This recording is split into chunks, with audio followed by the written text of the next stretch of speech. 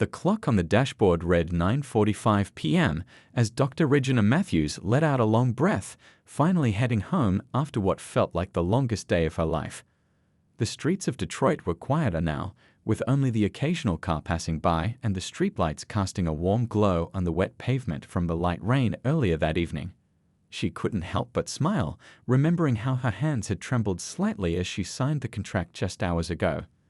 23 years of police work, countless overtime shifts, 3 college degrees, and more determination than she could measure had led to this moment. She was now officially going to be the first black woman to serve as police chief in the city's history, even if the news wouldn't become public until tomorrow's press conference.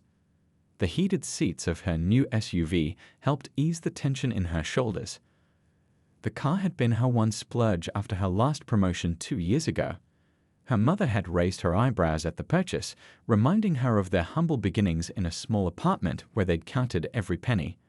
"But you worked for it," her mom had finally said with pride, running her hand along the smooth leather interior. As she drove through the familiar streets of her childhood neighborhood, memories flooded back.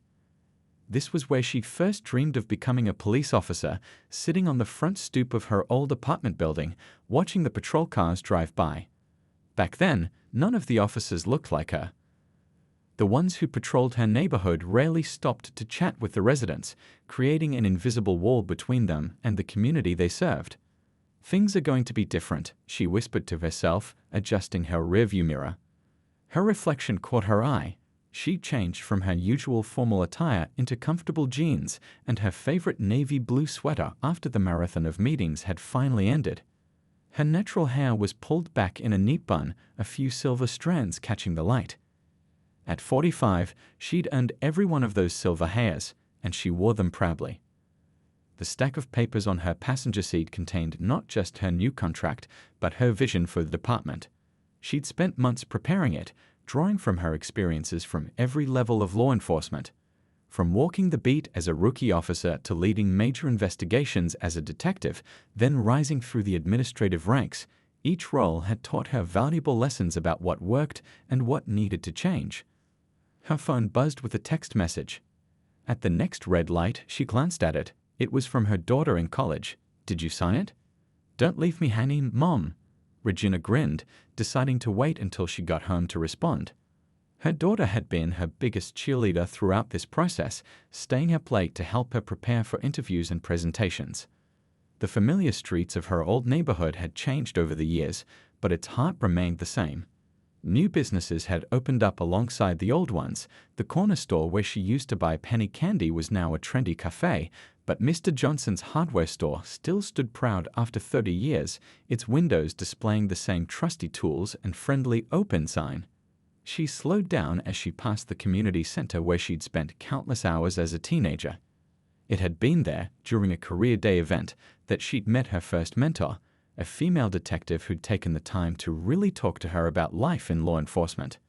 That conversation had planted the seed that would grow into her life's mission. The streetlights cast long shadows as she turned onto Cedar Avenue.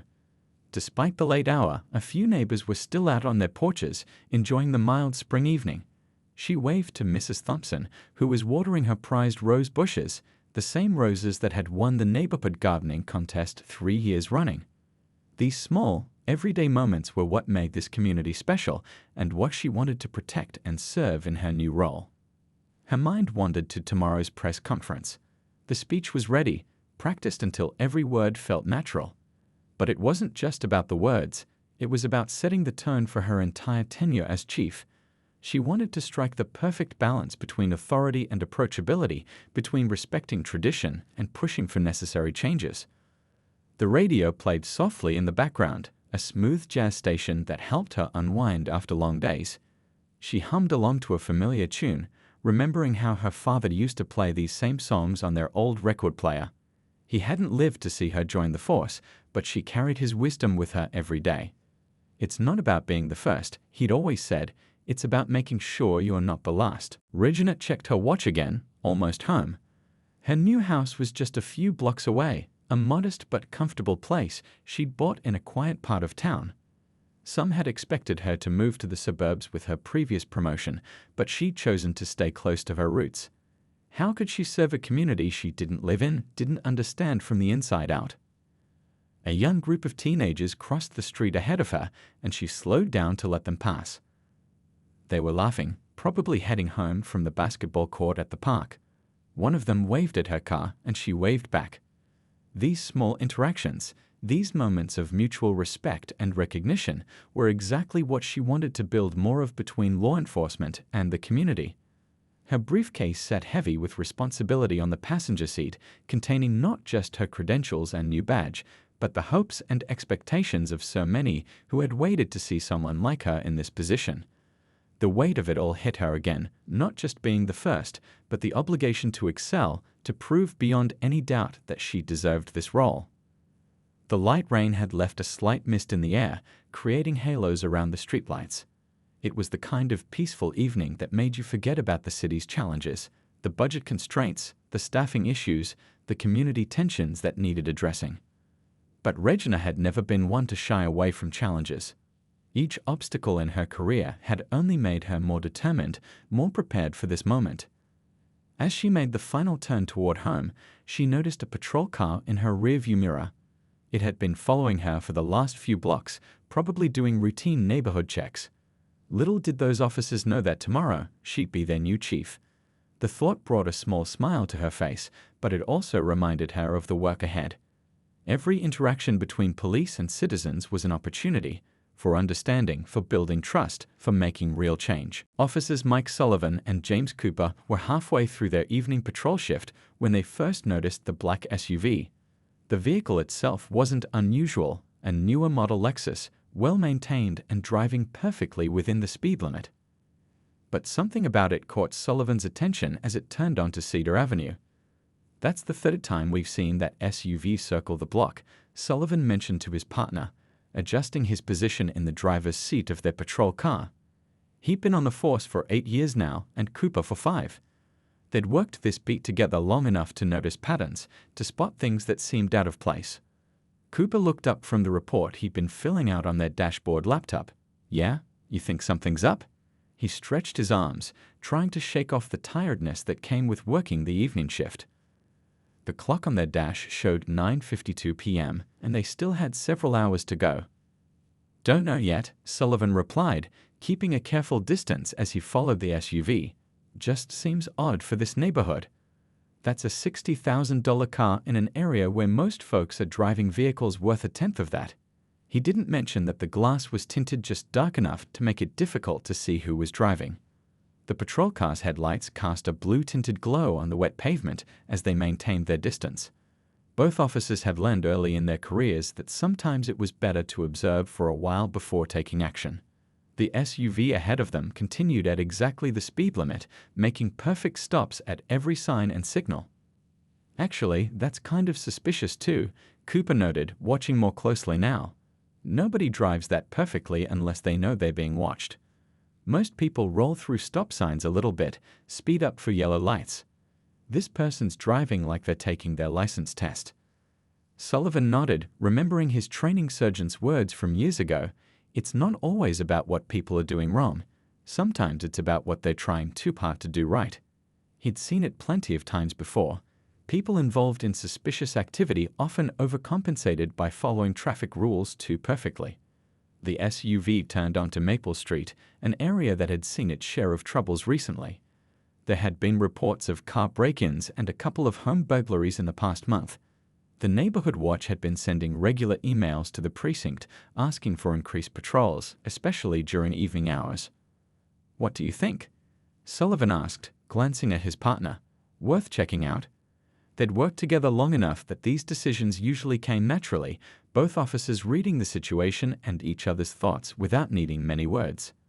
Cooper closed the laptop and straightened in his seat. "Yeah, let's see what's up. If nothing else, it'll give us something to write about besides parking violations." He managed a small grin. They'd spent most of their shift handling minor infractions and routine paperwork. Sullivan flipped the switches for their light bar, but held off on the siren. No need to wake up the whole neighborhood for what might turn out to be nothing. The SUV ahead of them continued for another half block before pulling over smoothly, using their turn signal even for this. Now that's interesting, Cooper said, reaching for his flashlight. Most people panic a little when they see the lights, brake too hard, or take too long to pull over. This person. He let the thought trail off as they both observed how the SUV's driver had executed a textbook perfect traffic stop response. The officers followed their standard procedure. Sullivan radioed in their location and the vehicle's license plate number while Cooper ran the plates through their system. Everything came back clean. The vehicle was registered to a Dr. R. Matthews. No outstanding tickets, no warnings, nothing in the system that raised any red flags.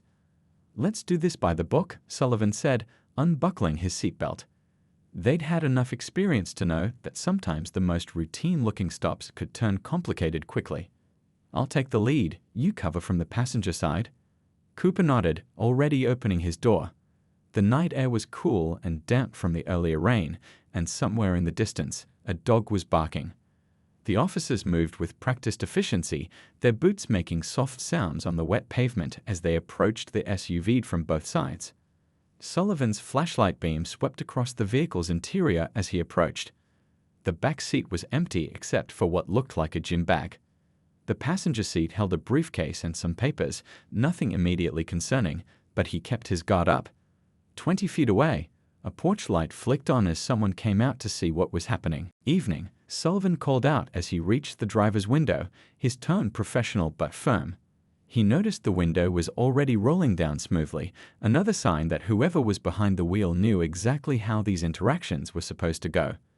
Cooper maintained his position on the passenger side, flashlight beam steady, watching both the vehicle's occupant and their surroundings.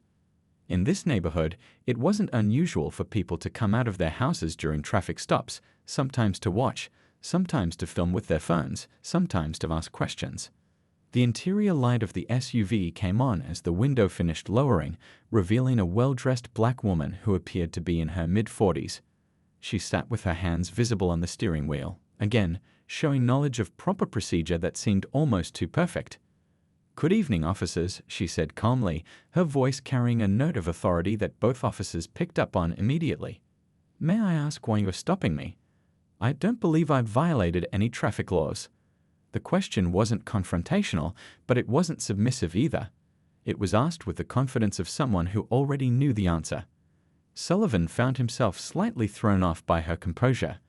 Most people showed at least some nervousness during traffic stops, but this woman seemed completely at ease. "Ma'am, we noticed your vehicle circling the area several times, and given some recent incidents in the neighborhood, we wanted to make sure everything was all right." The woman nodded, as if she'd expected this exact response. "I see," she said, still maintaining that calm demeanor that was starting to make both officers feel slightly uncertain about their decision to make this stop. "And how many times exactly did you observe my vehicle circling the area?" The question made Sullivan pause. He glanced quickly at Cooper, who was maintaining his professional stance, but clearly paying close attention to the conversation. Something about this situation wasn't playing out the way their usual traffic stops did, but neither officer could quite put their finger on what was different. "Would you mind providing your license and registration?" Sullivan asked, choosing to stick to standard procedure rather than directly answer her question. The woman's composure and the way she was handling the situation had him increasingly curious about who exactly they had pulled over. "Of course, officer," Dr. Matthews replied, her voice steady and measured.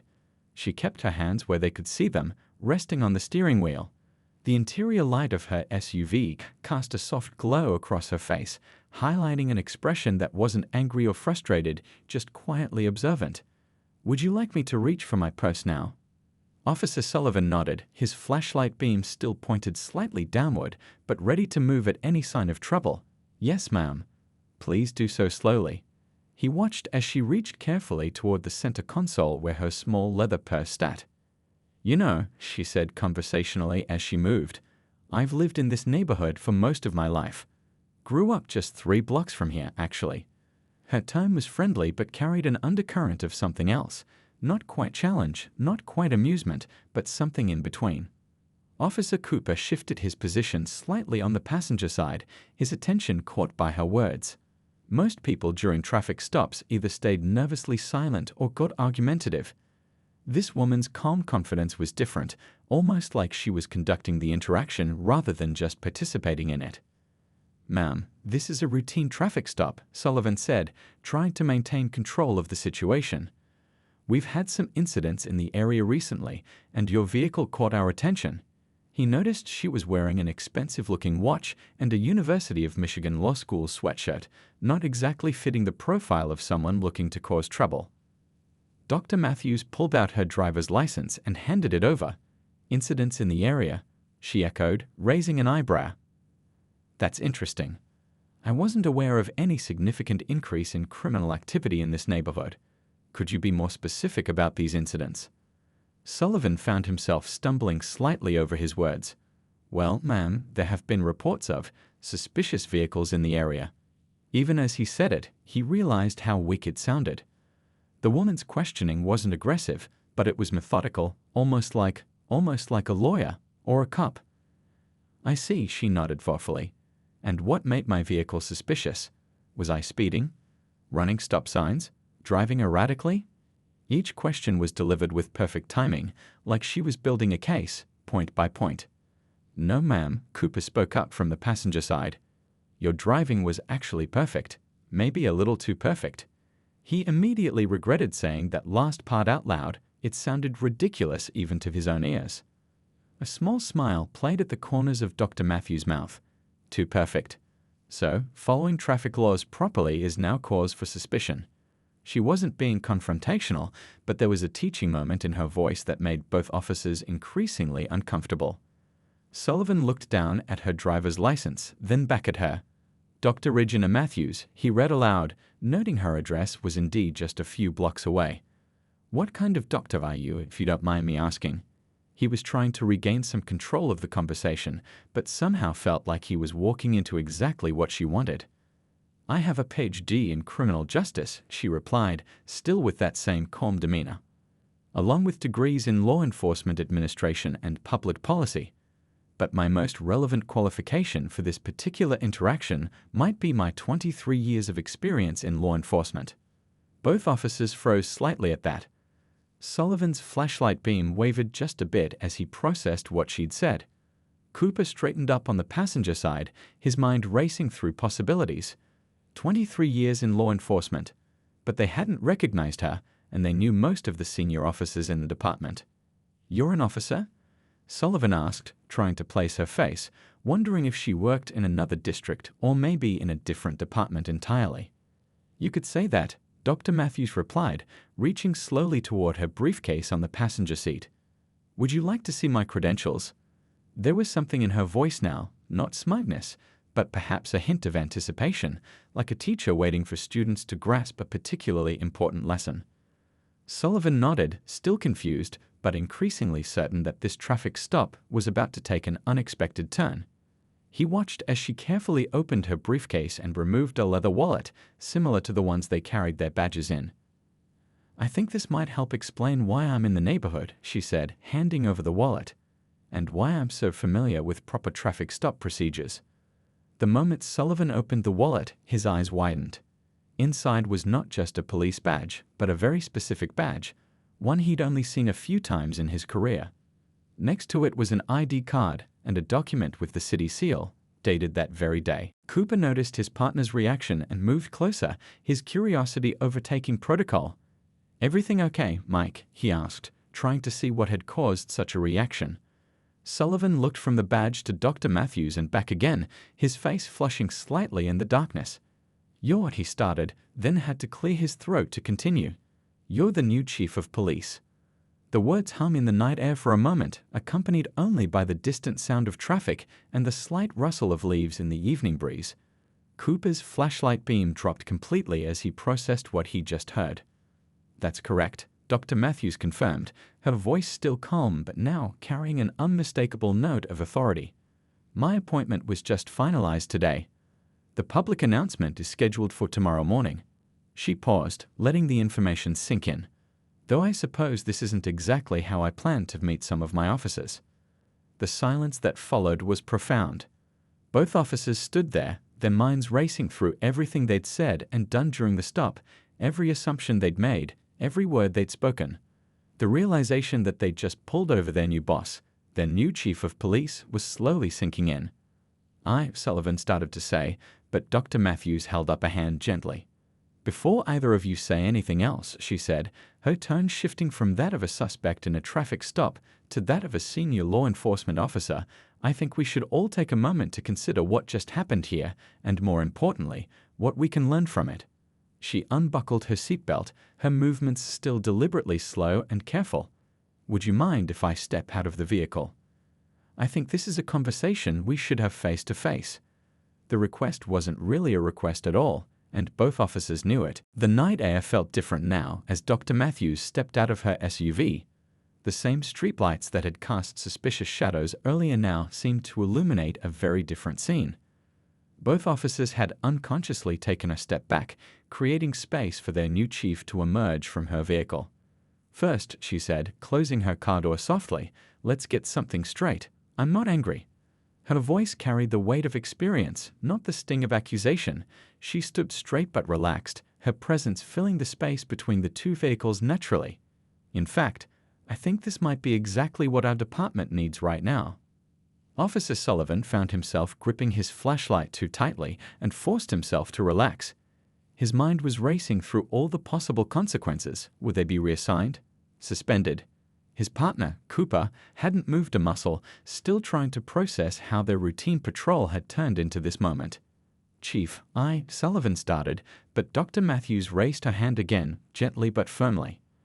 Before you apologize, I want you to think carefully about something, she said, leaning slightly against her SUV. What made you decide to follow my car tonight? Be honest, this isn't a trap. I genuinely want to understand your thinking. Sullivan glanced at Cooper, who finally found his voice. The vehicle seemed out of place for the neighborhood, Cooper admitted, his words coming slowly as he thought through their actions. And the way you were driving? Yes. Dr. Matthews encouraged, go on. The way I was driving. Too perfectly, Sullivan finished for his partner. Like someone trying not to attract attention. And in this neighborhood. He trailed off, suddenly aware of how it sounded. In this neighborhood, Dr. Matthews repeated thoughtfully. You mean the neighborhood where I grew up? Where my mother still tends her garden every evening? Where I just bought a house 3 blocks from here? Her tone wasn't angry, but each question landed with purpose. A couple of residents had come out onto their porches, curious about the police lights. Dr. Matthews noticed them but kept her focus on her officers. Mrs. Thompson, she called out to one of the onlookers, her voice warm and familiar. Don't worry, everything's fine. Just meeting some of my new officers a bit earlier than planned. The older woman on her porch waved back, clearly relieved to see a familiar face. You tell them to take good care of our neighborhood, Regina, she called back before heading inside. The interaction wasn't lost on Sullivan and Cooper. This wasn't just someone passing through. This was a member of the community they were supposed to be protecting. You city, Dr. Matthews continued, turning back to her officers. What happened tonight is exactly why I wanted this job. We need to talk about the assumptions we make, the ways we decide what looks suspicious and what doesn't. She pulled her new badge from her briefcase again, letting it catch the light. This badge means something different to every person who sees it. To some, it represents protection and safety. To others, she let the thought hang in the air. Sullivan shifted uncomfortably, his years of training warring with this new perspective. Chief, we were just trying to be thorough. There have been reports of break-ins in the area, and you saw an expensive vehicle in what you considered an unexpected neighborhood, she finished for him. I understand the logic. I do. But let's break this down. You followed me for how long before turning on your lights? About 6 blocks, Cooper admitted. And in that time, what suspicious activity did you observe? Both officers were silent. My driving was too perfect, you said, Dr. Matthews continued. So careful it made you suspicious. But think about that for a minute. Why might someone drive extra carefully when they notice a police car following them? Especially in this neighborhood. The question hung in the air, heavy with meaning. A car passed by slowly, its driver curious about the scene unfolding under the streetlights. The blue and red patrol car lights continued to paint the scene in alternating colors, creating an almost theatrical backdrop for this impromptu lesson. I've been where you are, Dr. Matthews said, her voice softening. 23 years ago, I was a rookie officer, full of certainty about what looked suspicious and what didn't. Then one night, I pulled over a car that I was sure was trouble. The driver turned out to be a federal judge heading home from a late court session. He taught me something that night that changed my entire approach to policing. She paused, making eye contact with each officer in turn. He didn't yell or threaten to report me. Instead, he took the time to help me understand how quickly we can build stories in our minds about people we don't know, based on nothing but our own assumptions. A light drizzle had started to fall again, but none of them moved to seek shelter. The moment felt too important to interrupt. Tomorrow morning, Dr. Matthews continued, I'm going to be announced as the new chief of police. There will be cameras, speeches, handshakes, all the usual ceremony. But this right here, she gestured to the space between them. This is the real beginning of my tenure, because what happens next is up to us. She reached into her briefcase once more and pulled out a folder. This is my vision for the department. I was planning to present it tomorrow, but I think you two should be the first to see it. It's about building bridges, about understanding the communities we serve from the inside out. And now, thanks to tonight, I have a perfect example of why this matters. Sullivan and Cooper exchanged glances, uncertain whether they were being reprimanded or recruited. The chief's calm demeanor and thoughtful words suggested the latter, but the gravity of their situation still weighed heavily. So, Dr. Matthews said, straightening up and assuming a more official posture, here's what's going to happen next. Tomorrow, you'll both be at the announcement ceremony. Not as punishment, but because I want you there. And after that, we're going to have a longer conversation about community policing, about what it means to protect and serve everyone equally. She looked at each officer again, her expression both kind and determined. This stop tonight? It wasn't a mistake, it was an opportunity to learn, to grow, and to be better.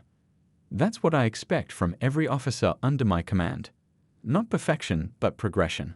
Are we clear? The drizzle had turned into a gentle rain, but none of them moved to get out of it. Some moments were too important to let a little water interrupt.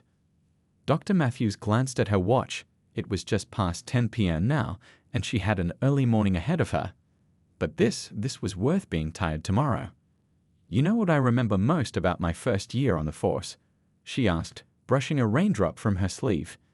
It wasn't the big cases or dramatic arrests. It was learning to see the difference between what my training told me to look for and what was actually happening in front of me. Officer Sullivan nodded slowly, his initial panic about the situation giving way to genuine attention. Chief, if we crossed a line tonight. That's not what this is about, Dr. Matthews interrupted gently. This is about understanding why you saw what you saw and helping you see what you missed. She gestured to the neighborhood around them. Tell me what you know about this area. Cooper cleared his throat. It's a mixed residential area, mostly older homes. Some recent break-ins reported. Property values are, he paused, suddenly aware of how statistical and impersonal his description sounded. That's what the data tells you, Dr. Matthews agreed. Now let me tell you what 20 years of living here shows me. She pointed to a house 2 doors down. That's the Johnson family home. Mr. Johnson runs the hardware store downtown, taught half the kids in the neighborhood how to fix their bikes. His wife runs the community garden project. She turned and pointed in another direction. 3 blocks that way is the community center where I first met a female police officer who told me I could be anything I wanted to be. And right there, she pointed to the house they were parked in front of. That's where the neighborhood watch meets every month, sharing homemade cookies and genuine concern for their community. The rain continued to fall softly, creating small halos around the streetlights. A cat darted across the street, seeking shelter under a parked car. When you followed my car tonight, she continued, what did you see? An expensive vehicle in an unexpected place. But what did you miss? The way 3 different neighbors waved as I passed.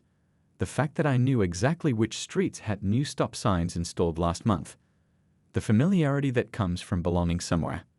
Sullivan shifted his weight, understanding beginning to dawn in his expression. We were looking for what didn't belong, he admitted. But we were using the wrong criteria to decide what belonging meant. Exactly, Dr. Matthews smiled, pleased at his insight. And that's what I want to change in our department. Not just policies and procedures, but the way we see the communities we serve. Every neighborhood has its own rhythm, its own signs of what's normal and what isn't. You can't learn that from a patrol car window, you have to be part of it. She reached into her briefcase again and pulled out several papers, protecting them from the rain under the shelter of her SUV's open door. This is part of my plan for the department. I want every officer to spend time really knowing their patrol areas. Not just the crime statistics and demographic data, but the people, the stories, the reality of daily life. Cooper stepped closer, genuinely interested now. Like community policing programs. Similar but more comprehensive, Dr. Matthews explained. I'm talking about regular community meetings, not just when there's a problem. Officers participating in local events, not just providing security. Building relationships before we need them, not just when crisis hits. A police radio crackled from their patrol car. Another unit calling in a routine check. The sound reminded them all that while this moment was important, the regular work of the department continued around them. Think about tonight, Dr. Matthews said, her voice taking on a more personal tone. If you had known this neighborhood the way I do, would you have seen my car as suspicious? Or would you have recognized it as someone coming home? Both officers were quiet for a moment, letting the question sink in. The rain had plastered Sullivan's uniform to his shoulders, but he didn't seem to notice. I watched you both during this stop, Dr. Matthews continued. You were professional, followed procedures, maintained proper safety protocols. That's good, that's essential. But policing isn't just about following procedures. It's about understanding context, about seeing the whole picture. She smiled at a memory. When I was a rookie, my training officer told me something I never forgot. He said, "A good cop knows the law. A great cop knows their community." I didn't fully understand what he meant back then. But standing here tonight, I think you both might be starting to get it. A car drove past slowly, its headlights illuminating the three figures standing in the rain. The driver, an elderly man, waved at Dr. Matthews. She waved back, then turned to her officers. That's Mr. Chen. He's heading home from his late shift at the hospital. Been doing that drive for 30 years. That's the kind of detail that doesn't show up in patrol reports, but it matters. Sullivan looked down at his notepad, still open to the beginning of what he thought would be a routine traffic stop report. Where do we start? Learning all this? Dr. Matthews' face lit up at the question. That's exactly what I wanted to hear. You start by being curious, by wondering about the stories behind the statistics, by taking the time to... She was interrupted by another call on the police radio, this time asking for Officers Sullivan and Cooper specifically. Cooper moved toward their patrol car to respond, but Dr. Matthews held up a hand. Before you go, I want you to know something. Tomorrow at the announcement ceremony, I'm not going to mention this stop. This moment right here, this is ours. A reminder that sometimes the best lessons come from our most uncomfortable moments. She reached into her pocket and pulled out 2 business cards, handing one to each officer. My direct line is on there. I want you both in my office Monday morning. Not for disciplinary action, she added quickly, seeing their expressions, but because I think you're exactly the kind of officers who can help me implement these changes. The radio crackled again, more urgent this time. Dr. Matthews nodded toward their patrol car. Go on, handle your call. But remember what happened here tonight. Remember how quickly assumptions can be challenged, and how much we can learn when we're willing to see things differently. As the officers headed back to their vehicle, she called after them one more time. And officers? Thank you for being thorough in your patrol. Even if this wasn't what you expected to find, you were doing your job. Now let's work on doing it even better. The next morning, the police department's main conference room was packed to capacity. Local news crews had set up their cameras along the back wall, reporters checked their microphones, and uniformed officers lined the walls. The morning sunlight streamed through the tall windows, creating a natural spotlight on the podium at the front of the room. Officers Sullivan and Cooper stood near the back, both looking slightly uncomfortable in their freshly pressed uniforms. They'd arrived early, following Dr. Matthews' request from the night before, but neither had spoken much. The events of last night's traffic stop were still fresh in their minds. Did you sleep at all? Cooper whispered to his partner, adjusting his collar for the 10th time that morning. Sullivan shook his head slightly, kept replaying everything in my head. You know what's weird? She seemed more concerned about teaching us something than being angry about being profiled. Before Cooper could respond, a buzz of activity near the door drew everyone's attention. The mayor had arrived, followed by several city council members and senior police officials. Dr. Matthews walked in behind them, looking completely different from the woman they'd pulled over last night. Today, she wore a crisp blue uniform with chief's insignia, her badge gleaming under the lights. All rise, called out the department secretary, and everyone in the room stood at attention. The mayor approached the podium first, shuffling his notes and clearing his throat. Good morning, everyone. Today marks a historic moment for our city's police department. He launched into a prepared speech about progress and community partnership, but Sullivan and Cooper found themselves watching Dr. Matthews instead. She sat quietly, hands folded in her lap, listening attentively to the mayor's words. But her eyes were scanning the room, taking in every face, every reaction. When her gaze reached them at the back, she gave them a supple nod of acknowledgement. And now, the mayor was saying, it gives me great pleasure to introduce our new chief of police, Dr. Regina Matthews. The applause was polite but uncertain as Dr. Matthews took her place at the podium. She stood there for a moment, looking out at the assembled crowd before speaking without notes. Thank you, Mayor, and thank you all for being here this morning. Her voice carried easily through the room, calm and confident, just like it had been during the traffic stop. I'm not going to talk about making history today. I'm not going to recite statistics or make grand promises. Instead, I want to tell you a story about this city, our city. She stepped out from behind the podium, choosing to walk closer to her audience.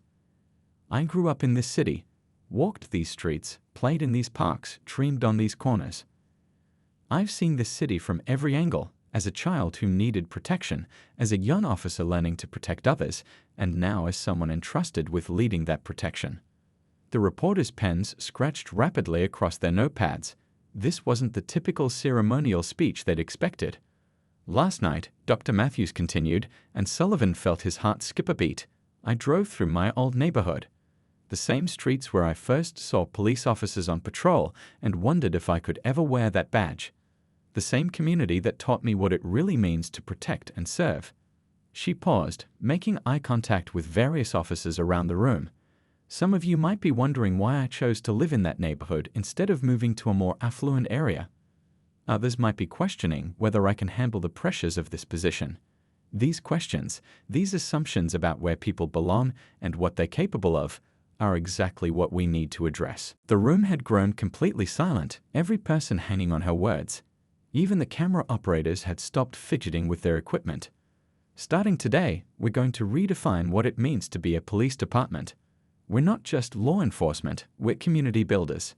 Every officer under my command will be expected to know their patrol areas not just as locations on a map, but as living, breathing communities with their own stories, their own rhythms, their own truths. She reached into her pocket and pulled out a small, worn photograph. This is me at age 12, standing on my front porch, waving to the police officers who used to patrol our street. Officer Thompson and Officer Rodriguez, they knew every kid's name, knew which porch lights meant someone was working late shift, knew which elderly residents might need checking on during heat waves. That's not just good policing, that's essential policing. Sullivan and Cooper exchanged glances, remembering her words from last night about knowing the community's rhythms.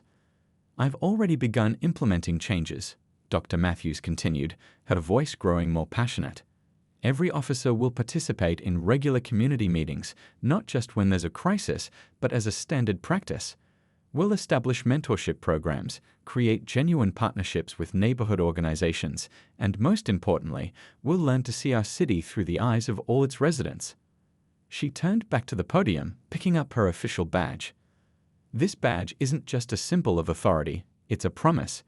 A promise to protect without prejudice, to serve without assumptions, and to lead with both strength and understanding. I wear it proudly, not just as your chief, but as a daughter of this city who knows both its challenges and its potential. The mayor shifted in his seat, clearly not expecting such a personal and pointed speech. But the officers in the room had straightened up, many nodding in agreement with her words. To mine officers, she said, her voice softening slightly. "I want you to know that I understand the challenges you face. The split-second decisions, the constant balance of safety and service, the weight of the badge we wear. I'm not here to make your jobs harder. I'm here to make them more meaningful." She gestured to the city officials seated behind her. "To our city leaders and to our community members watching this broadcast, I make this commitment. Under my leadership, this department will be transparent, accountable, and most importantly, present. We will be part of the community, not just visitors passing through." Dr. Matthews picked up a thick folder from the podium, the same one she'd shown Sullivan and Cooper the night before. "This is my vision for our department. It's not just policies and procedures, it's a roadmap to building trust, understanding, and genuine partnership with every community we serve. And it starts today with each one of us." She looked directly at Sullivan and Cooper as she concluded, "Every moment is an opportunity to learn, to grow, to be better. Every interaction is a chance to build trust. Every day is a new beginning. That's what I promised to bring to this position, and that's what I expect from every member of this department." The applause that followed was different from the polite clapping at the beginning. It was genuine, energetic, sparked by the authenticity and passion in her words. As camera flashes lit up the room, Sullivan and Cooper stood a little straighter, understanding that they had witnessed not just a speech, but the beginning of real change. 6 months had passed since that rainy night and the announcement ceremony that followed. The police department's main meeting room looked different now, walls covered with community event photos, a large calendar packed with neighborhood meetings, and a suggestion box that actually got checked daily. Officer Sullivan stood in front of a group of new recruits, sharing a story he told many times now. "So there I was, thinking I was just doing a routine traffic stop," he said, gesturing to emphasize his words. "Had no idea I was about to learn the most important lesson of my career." The recruits sat forward in their chairs, already familiar with the famous story, but eager to hear it directly from one of the officers involved. The tale had become something of a department legend, though not for the reasons anyone might have expected. "You know what the chief did?" Sullivan continued, pacing slowly in front of the group. "She didn't write us up, didn't yell or threaten our jobs. Instead, she taught us something that changed everything about how we approach our work." Through the window, they could see Officer Cooper in the parking lot, helping a group of elderly residents unload supplies for the monthly community breakfast, another of Chief Matthews' initiatives that had taken root and flourished. "She showed us that knowing your community isn't just about memorizing street names or crime statistics," Sullivan explained. "It's about understanding the rhythm of each neighborhood, recognizing the difference between what's actually suspicious and what's just unfamiliar to us." The door opened, and Chief Matthews herself walked in, causing the recruits to straighten in their seats. She'd kept her promise about staying connected to all levels of department training, often dropping in on these sessions unannounced. "Don't let me interrupt," she smiled, taking a seat at the back of the room. "Officer Sullivan tells this story better than I do anyway." Sullivan grinned, remembering how nervous he'd been around her those first few weeks. Now, like many officers, he saw her as both a leader and a mentor. "Chief, I was just getting to the part about how you transformed our approach to community policing." "Actually," she said, standing up again, "why don't we show them instead? The neighborhood council meeting is about to start across the street. Nothing teaches better than real experience." The recruits gathered their notebooks, excitement visible on their faces. These meetings had become famous throughout the department, not for lengthy presentations or dry statistics, but for the real connections being built between officers and residents. As they walked across the street to the community center, Sullivan fell into step beside the chief. "You know," he said quietly, "Cooper and I were talking the other day about how different things feel now. Not just in the department, but out on patrol too." Chief Matthews nodded, watching as residents began arriving for the meeting, greeting officers by name as they entered. "Different how?" "Well, remember Mrs. Thompson, who was out in her yard that night? Yesterday, she flagged us down just to share some cookies and tell us about a new family that moved onto her block. Said she wanted us to know they work night shifts, so we wouldn't worry about their lights being on late." "That's exactly what we've been working toward," the chief smiled. "When residents see us as part of their community, not just authorities passing through, that's when real policing happens." Inside the community center, The scene was far from what many might expect at a police community meeting. Children played in one corner where an officer was helping with homework. A group of teenagers huddled around another officer, discussing plans for a basketball tournament. Senior citizens chatted with patrol officers about recent neighborhood events. 6 months ago, Cooper said, joining them at the entrance, "I wouldn't have believed this was possible. Thought community policing was just a buzzword, something that looked good on paper but wouldn't work in real life." Chief Matthews watched as one of the new recruits was drawn into a conversation with a local business owner.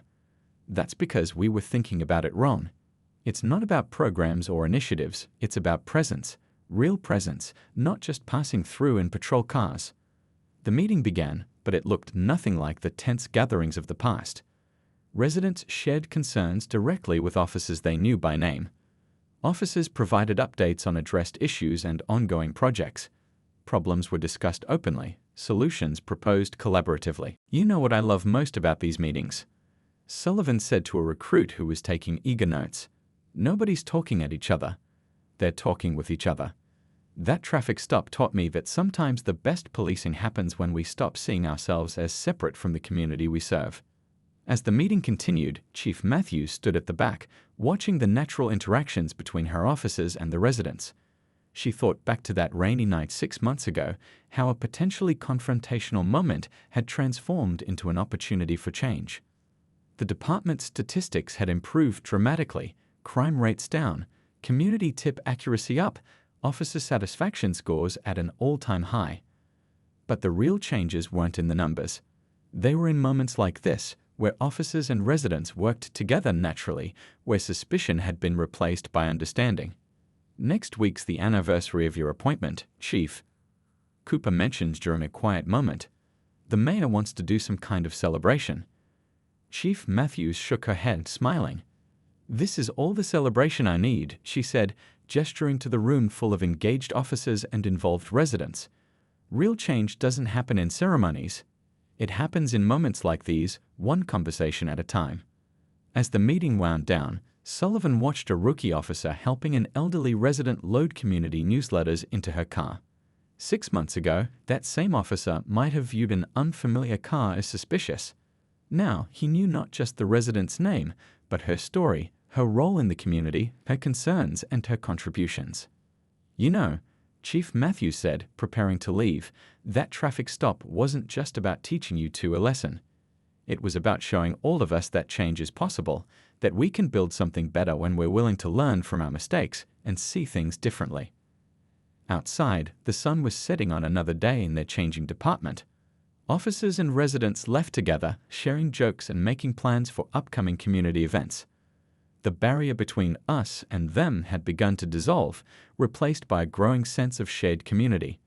Sometimes, Sullivan reflected, watching the scene, the biggest changes start with the smallest moments. Who knew a routine traffic stop could change so much? Chief Matthews patted him on the shoulder as she headed to her car, the same SUV from that fateful night. "It wasn't the traffic stop that changed things," she said. "It was our willingness to learn from it. And that's a lesson we need to keep teaching every single day."